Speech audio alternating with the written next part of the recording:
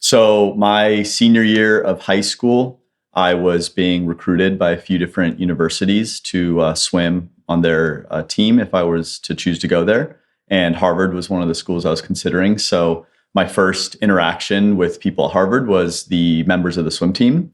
And so I took a recruiting trip where I went to Cambridge. I got to meet all the members of the team, the coaches, and see what the campus was like. And part of that recruiting trip visit was actually having an interview with an admissions officer. So I had to have a conversation with someone who directly represented the admissions office from Harvard, who helps decide who actually gets accepted into the university.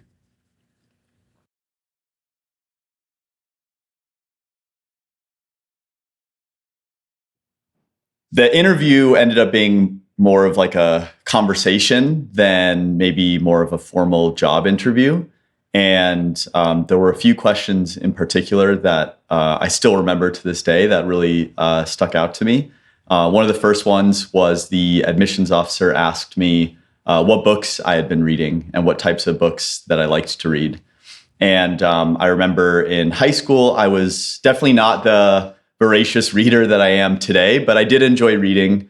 And so thankfully, I had a few science fiction books that I had recently read that I was able to talk a little bit about. I was starting to get a lot more into metal music, and there's a lot of bands that I like that are readers. And so they write songs about these books. And so I was able to take some extra details from those songs and incorporate that into me describing these books. And that showed that I was into other things as well.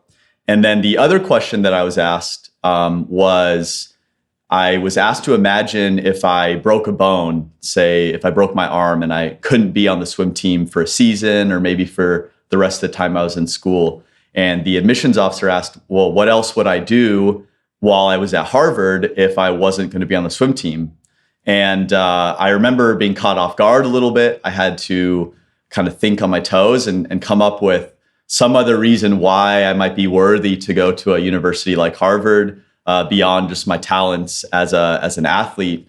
And I don't remember exactly what I said. I think I said something along the lines of maybe getting more involved in the musical scene or getting more involved in like research in a science lab. But yeah, it was a question that caught me off guard and one that I'm not sure I've been asked something quite like that in another interview.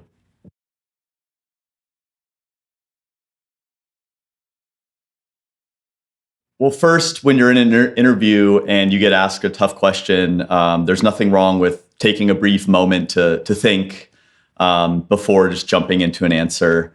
And so when I had that think time and was getting ready to respond, I like to focus on other interests I have that might not be directly related to exactly what that interview or job is, just because it reminds you that you are a multidimensional person, that you have other things in your life that matter to you that you can talk about, that make you interesting, that make you, a special, unique person. And then you draw from those things and try to be as clear as possible. And then, of course, the benefit of talking about something that you're genuinely interested in is that you're hopefully going to have a lot to say about it. And so the response is going to come across as genuine, it's going to be interesting, and hopefully have an impact on the person you're talking to.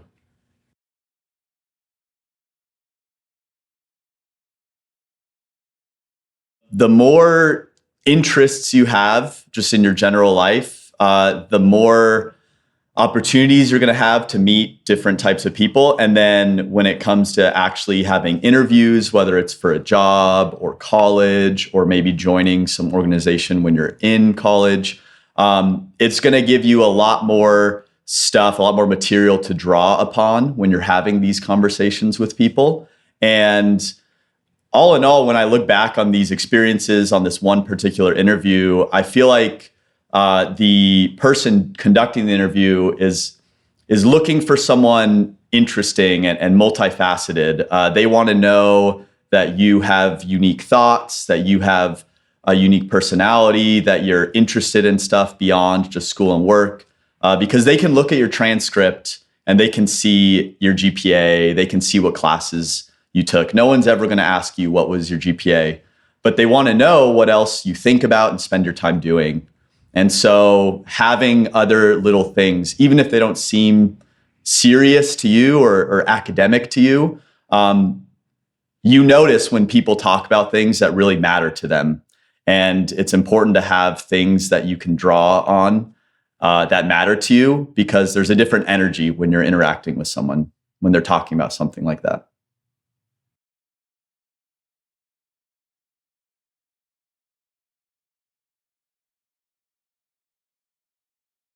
First, when it comes to going to college or a university, you're going to meet a lot of different people, whether that is your friends or your professors or your advisors. And similar to in high school, how you meet teachers and you need to get letters of recommendation, the same thing happens again when you're getting ready to leave college. And so not only does it help having relationships where you can ask people for recommendations, but it might even help later on in the future if you're looking for a job and you can talk to some professor that you knew before or a friend you had, and they might be able to tell you about a job opportunity that you had no idea about before.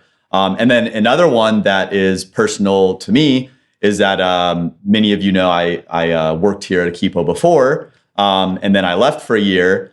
But I did maintain a good relationship with my old boss, Mr. Salco, who's my current boss again. And I think maintaining that good relationship is part of the reason why he was generous enough to let me come back and rejoin the team as a teacher. And so you never know where life's going to take you. And so whether it's leaving a school or leaving a job, you never want to leave on bad terms, because you might want to maintain that relationship, get a new job with them, or have a different type of relationship with someone sometime in the future.